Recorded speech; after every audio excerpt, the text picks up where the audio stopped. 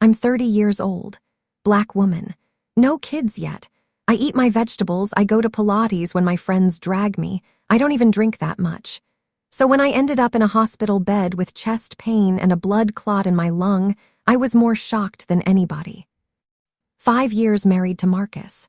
Tall, charming, pretty smile, the type that makes your aunties say, "Girl, don't you lose that man." Except, those same aunties don't see what happens once the ring goes on. The last 2 years, Marcus had changed. Late nights, secretive texts, work trips that didn't sound like work. And money, Hugh. Suddenly everything was tight, even though my paycheck was paying most of the bills. But I still wanted to believe in us. So when I woke up in that hospital room, wired up, breathing heavy, and saw him sitting there, I felt relief. He leaned over me, brushing my hair back, playing the role perfectly. "Hey, baby," he whispered, voice all soft. "You scared me." The doctor had just told us they needed to keep me for at least 3 days. "The next 72 hours are critical," she'd said. "There is a chance of complications." I was still groggy when Marcus stepped outside with her. I could hear murmurs, the word risk a few times, and then his voice. "So, if something happens, everything goes to me, right? I'm her husband." It stung, but I told myself, maybe he's just being practical. People think about wills in hospitals, right? I pushed the thought away. I was tired. Later that night, the lights were dim. The machines hummed. I pretended to be asleep, eyes closed, breathing slow. I felt his fingers slide into my hand. For a second, it felt comforting, familiar. Then his thumb started rubbing slow circles on my palm, and he let out this little chuckle. Not grief, not fear. Satisfaction. "In 3 days," he whispered under his breath like he was talking to himself. "It's all mine, finally." I felt my whole body go cold. He squeezed my hand, and I could hear the smile in his voice. "Just 3 days, baby. Hang in there," he said louder, as if I couldn't hear what he'd just said. I kept my eyes closed. My heart was beating faster, and it had nothing to do with the clot in my lung. You ever have a moment where your brain is screaming and your body just freezes? I was lying there, trying to breathe, listening to my own husband count down the days until he owned everything I had worked for. My checking and savings. The house we bought mostly with my money. The life insurance my job gave me. My car, my investments, my grandmother's jewelry. Everything. And in his mind, all he had to do was wait. 3 days. He stood up, kissed my forehead like he was some loving, devoted man, and said, "I'll be back in the morning. Try to get some sleep, okay?" The door clicked shut behind him. My eyes opened, and the way I was looking at that empty doorway. That was the moment my love for Marcus died. I wasn't just a sick wife anymore. I was a target, a bank account on life support. And if he was counting down 3 days until he got everything, he wasn't the only one who could move on a deadline. I turned my head slowly, winced at the pain, and stared at the clock on the wall. 11:42 p.m. I exhaled, long and shaky. "Okay," I whispered to myself, "game on." My fingers, still trembling, inched their way under the blanket toward the one thing Marcus hadn't thought about. My phone. Because while he was out there dreaming about inheriting my life, he had no idea what I was about to change before sunrise. The first thing I did was check if I was actually alone. Because one thing about being a black woman in this world, you learn early, don't move until you know who's watching. I turned my head slowly, every breath feeling like it had edges. The hallway outside my room was quiet. Just the low murmur of a TV from another room, distant footsteps, a nurse's cart. No Marcus. I slid my hand under the blanket again and felt around until my fingers brushed the edge of my phone. I always keep it on silent, no vibrations, because Marcus hated noise at night. Tonight, that habit might have saved me. I brought it up slowly, wincing when the IV line tugged. Face ID blinked at me.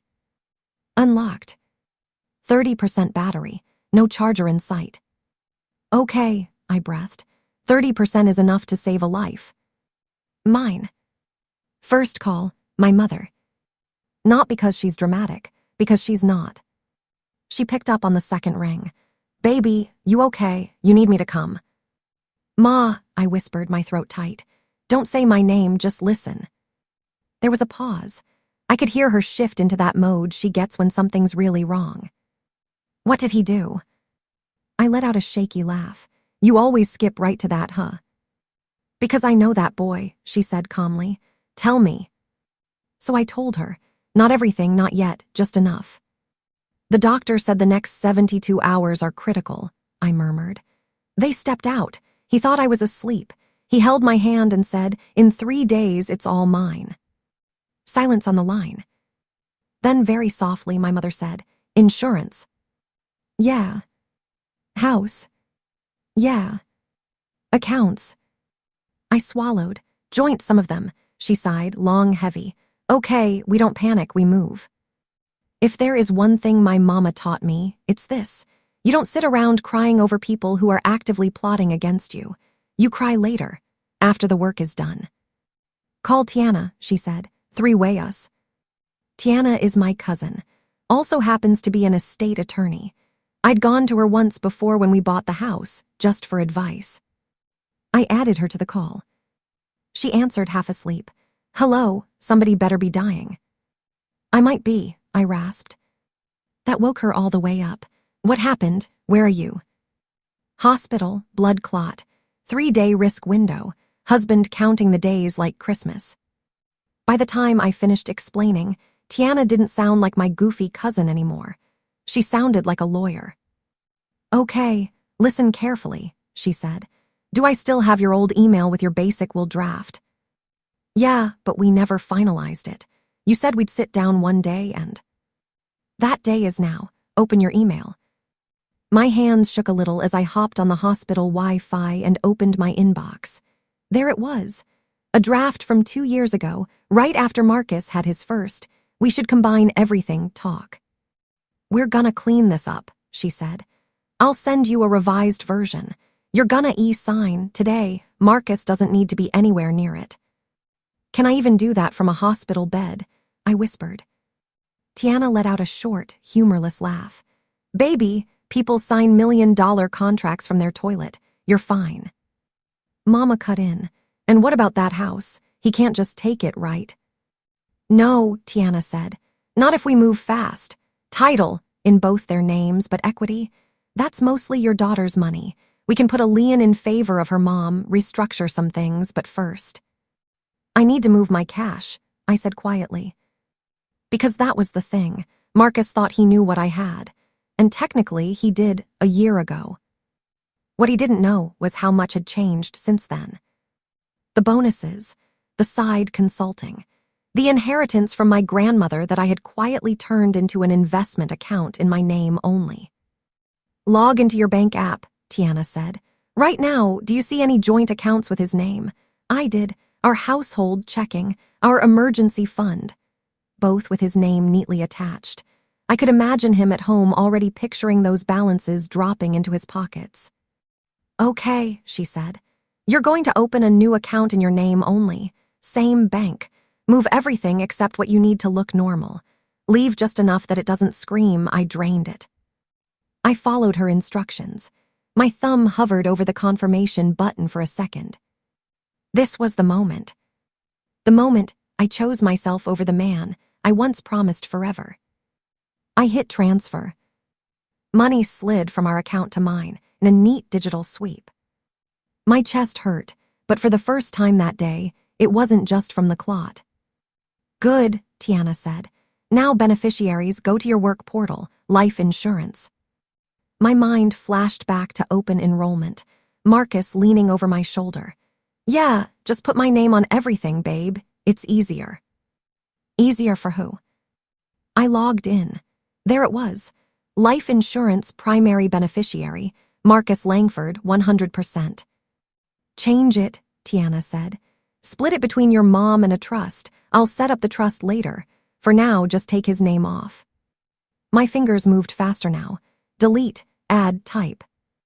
My mother was quiet on the line. but I could hear her sniff once. "You okay, Ma?" "I'm here," she said, "and I'm proud of you. Keep going." By the time we hung up, my battery was at 12%. My chest ached. My eyes burned. My whole body was exhausted.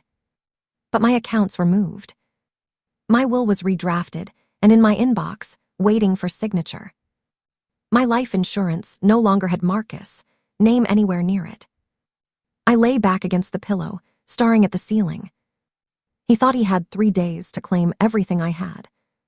He didn't know I'd just taken it all out of his reach in 3 hours. Just when I started to drift off, the door clicked. A nurse walked in, followed by Marcus, back already. His eyes flicked to my phone in my hand, then to the monitors. "Hey, babe," he said, all smooth. "You're awake." I forced a weak smile and let my eyelids flutter like I was still half out of it. "Yeah," I murmured, "just tired." He came closer, touched my arm. "Doctor says the next few days are risky," he said softly. "But don't worry, I'll take care of everything." "Oh," I thought. "I bet you will try." I blinked up at him, playing the fragile wife to perfection. "Marcus." "Yeah, baby." I swallowed.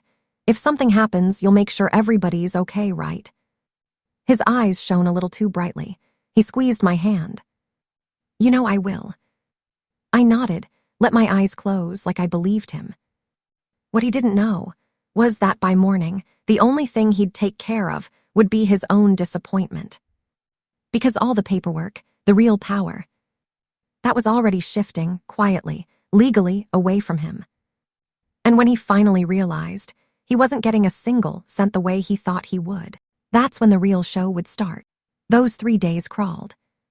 Every time a nurse came in, Marcus put on a show, rubbing my hand, kissing my forehead, sighing like a man so scared to lose his wife. He had no idea that while he was acting, the hospital Wi-Fi, my cousin the lawyer, and my mama were moving mountains behind the scenes. By day 3, the doctors were smiling. "Looks like you're turning a corner," one of them said. "Barring any surprises, you'll be going home soon." Surprises? Oh, there was one coming, just not for me. That afternoon, Tiana walked in crisp blazer, neat braids, folder in hand. Marcus wasn't expecting her. "Hey, cousin," she said, kissing my cheek. "Brought some papers for you." Marcus frowned. "What papers?" Tiana looked at him like he was background noise. "Legal ones, privacy rules, you know." He shifted. "I'm her husband." "And I'm her attorney of record," she said smoothly. "So if you don't mind." He minded, but he stepped out. I signed everything she slid in front of me, will, trust, power of attorney, all updated. No Marcus, not anywhere that mattered.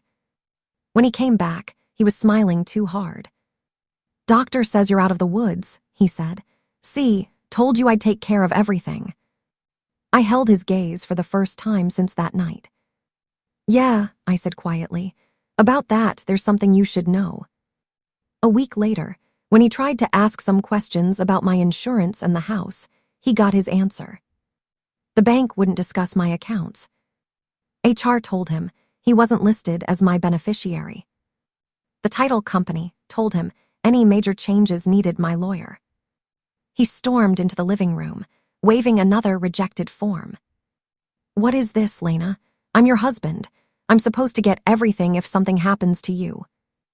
I looked up from my tea, calm. "Marcus," I said softly, "3 days ago you were holding my hand, waiting for me to die so you could have it all." His face went pale. "I heard you," I continued. "Every word. In 3 days it's all mine, remember that." He opened his mouth, closed it. "I didn't die," I said, "but the version of me that trusted you, she did." I slid a manila envelope across the table. "These are the divorce papers. My lawyer's card is inside. You'll want to call her. She's the one who made sure you don't own a thing you were counting on." He stared at the envelope like it might bite him. "All this time," he muttered, "you were planning against me." I shook my head. "No," I said. "You were planning against me. I just refused to lay there and let you finish." He laughed once, bitter. You'll regret this. I stood up, feeling my lungs expand easier than they had in weeks. I already regretted marrying a man who celebrated the idea of my death, I said. Everything after that, that's just me correcting a mistake. He didn't say anything else. 3 days ago, he thought everything would be his. 3 days later, he finally understood. I wasn't his ticket to an easy life. I was the woman who lived and took her whole life back.